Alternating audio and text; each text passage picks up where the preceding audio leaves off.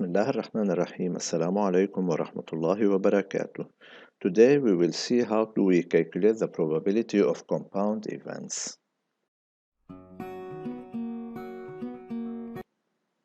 Let's begin. We have to remember that in the case of a successive without replacement selection, we use an arrangement or we use the product of numbers that decrease by 1. And in case of a successive with replacement selection, we use n to the power p or powers, and in case of a simultaneous selection, we use the combination. Let's see this example. We have an urn that contains 5 red balls, 3 white balls, and 2 green balls. So it contains 10 balls, and we need to select 3 balls simultaneously from the urn. So we are talking about a combination, remember, and we don't have any order. We have the following events. We need to calculate P of A, P of B, P of C, and P of D. Let's begin with P of A. The selected balls are red, so we need to select the 3 red balls from the urn simultaneously. So it would be, for the numerator, we need to select 3 red balls, so we need to select 3 out of 5. And in the denominator, in general, the number of possible cases, we need to select 3 balls out of 10. And this would be 1 over 12. So it will be the number of favorable cases over the number of possible cases. Now for P of B, we need to select balls that have the same color, means that they could be 3 red or 3 white, and they cannot be 3 green. This is 3 red or 3 white, 3 out of 5 plus 3 out of 3. Remember, or is represented by plus, and in general, we are choosing 3 out of 10. Now for P of C, the selected balls should have different colors. So we need to pay attention here because different colors and same color are opposite events. So the sum of their probabilities would be 1. So P of C plus P of B is 1, means that P of C is 109 over 120. And finally, P of D, we need exactly 1 red ball among the selected balls. Exactly 1 red means that we need 1 red ball and 2 non-red balls. 1 red and 2 non-red, so 1 out of 5 and 2 out of the other 5 balls over the same total. So this would be 5, 12. Let's see this application. A factory has 8 engineers, 22 technicians, and 5 administrators. In fact, it has 35 employees, and we need to select 4 employees simultaneously from this factory. We have these events. We need to calculate P of A, P of B, P of C. Try to do it alone. Well, for P of A, the selected employees are engineers, so we need to select 4 engineers, 4 out of 8 over 4 employees, 4 out of 35 in general. Well, try to find P of B alone. For P of B, we need to select 2 technicians, 1 engineer, and 1 administrator. So 2 out of the technicians, 1 out of the engineers, and 1 out of the administrators over 4 out of 35. And we are always using combination because the selection here is simultaneous. Try to do P of C alone. For P of C, we need exactly 1 technician. So in other words, we need 1 technician and the 3 non-technicians. And the non-technicians are the 8 engineers and the 5 administrators. So we need to choose 3 out of 13. And this would be the final answer. Let's see the second application. A club has 20 participants. It has 12 men and 8 women. We need to select a group of 3 participants simultaneously. So we need to select 3 out of 20. Let's see the events. We need to calculate P of E. Try also to do it alone. E is the event where the selected group has at least 1 man. Well, we're going to see it in two different ways. At least one man could be one man, two women, or two men, one woman, or three men.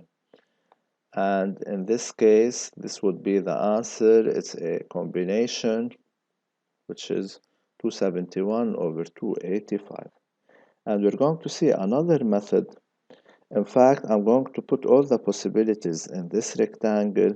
If I want to choose three persons, we could have 0 men, 3 women. We could have 1 man, 2 women, or 2 men, 1 woman, or 3 men and 0 woman. If I want at least 1 man, it means I want the green area, which is going to be the whole minus the red area. So what is P of E? It's going to be the probability of the whole, which is 1, the probability of omega, 1 minus the probability of choosing 0 man, 3 women, which is here. And this would be 1 minus the probability of choosing 3 women is 3 out of 8 over 3 out of 20, which is the same answer, 271 over 285. Now we're going to see that this method is easier and it's more practical, especially when we are selecting a bigger number of persons. Now here for 3 participants it would be okay, but let's say if we want to choose a group of 5 or 6 participants, it would not be that practical to use the first method, so we use the second one, and it could be summarized as the probability of at least one item is 1 minus the probability of not any item. In this example, the probability of at least one man is 1 minus the probability of not any man, and the probability of not any man means that we have 3 women. Now let's see the second example. Now we're going to change the selection. We're going to select successively without replacement. An urn contains 5 red, 3 white, and 2 green. We still have 10 balls, and we need to select 3 balls out of these 10, but successively without replacement. Remember, in this case, this is the case of successive without replacement. We're going to use the arrangement, and we have to pay attention to the order. And instead of the arrangement, we can also use the product of numbers that decrease by 1. Let's begin finding the probability of A, which is the probability of selecting 3 white balls. So we need here to choose white, white, white. For the first white, we have 3 possibilities. For the second white, we have 2 possibilities. And for the third white, we have only 1 possibility. Over, in general, we are talking about 10, 9, 8. Remember, the total decreases by 1 because this is a successive without replacement selection. So this would be the answer. Now for P of B, the selected balls have the same color. They could be 3 red or 3 white, and they cannot be 3 green. So here we have red, red, red, which is 5, 4, 3, or white, white, white, which is 3 to 1, and or is represented by a plus over, in general, 10, 9, 8. Now for P of C, exactly 2 white balls are selected. So in this case, we have white, white, non-white, and don't forget the order. White, white, non-white times the order. The white is a 3, another white is 2, and the non-white in this case would be the red or the green, which are 7. And the order, we have a word that contains 3 letters. This is 3 factorial. Over, we have 2 letters that are repeated, 2 factorial. And the answer would be 7 over 140. Now let's see this application. In a box there are 5 different kinds of cheese, 4 different kinds of cereals, and 7 different kinds of spaghetti. Hani wants to select 4 items randomly and successively without replacement. So we need to select 4 items out of 16 items from the box, and the selection would be successive without replacement. These are the events. Let's begin finding P of A. Try to find it alone.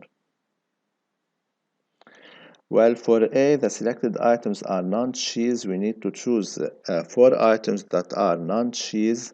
And for the non-cheese, we have the cereals or the spaghetti, which are 11. So we get 11, 10, 9, 8. And in general, we have 16, 15, 14, 13. Try to do P of B alone.